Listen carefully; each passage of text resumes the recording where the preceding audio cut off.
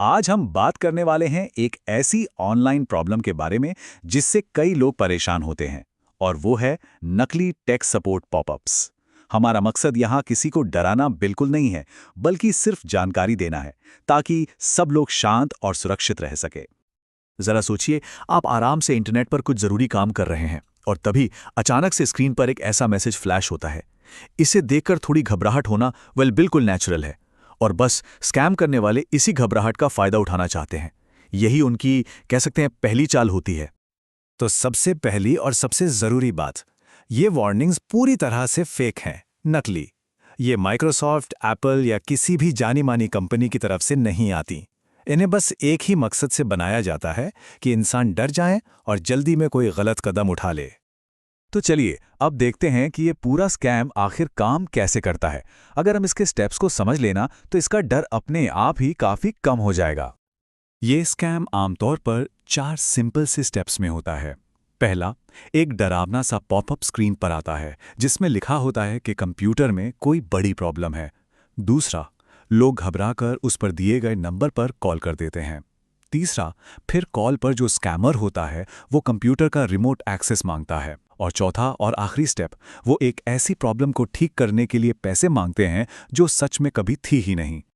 तो इस पूरी चीज के पीछे स्कैम करने वालों का मकसद एकदम साफ है, या तो डर दिखाकर पैसे लेना या फिर पर्सनल जानकारी जैसे कि बैंक डिटेल्स चुराना।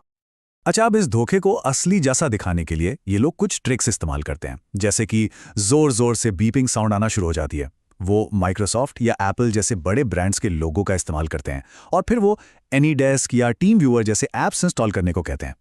ये वो ऐप्स हैं जिनके जरिए वो कहीं दूर बैठे बैठे आपके कंप्यूटर पर पूरा कंट्रोल पा सकते हैं।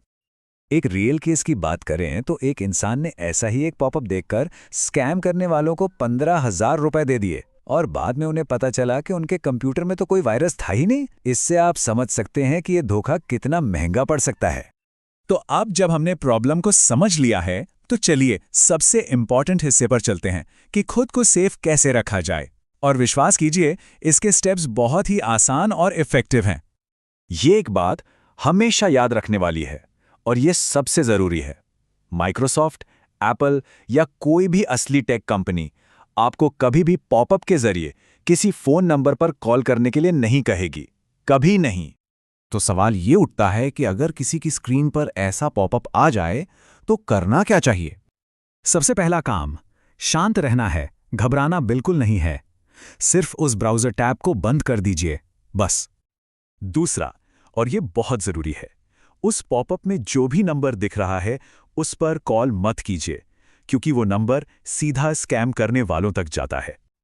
और तीसरी चीज, फोन पर अगर कोई अनजान आदमी आपसे कोई सॉफ्टवेयर इंस्टॉल करने को कहता है तो बिल्कुल मत कीजिए।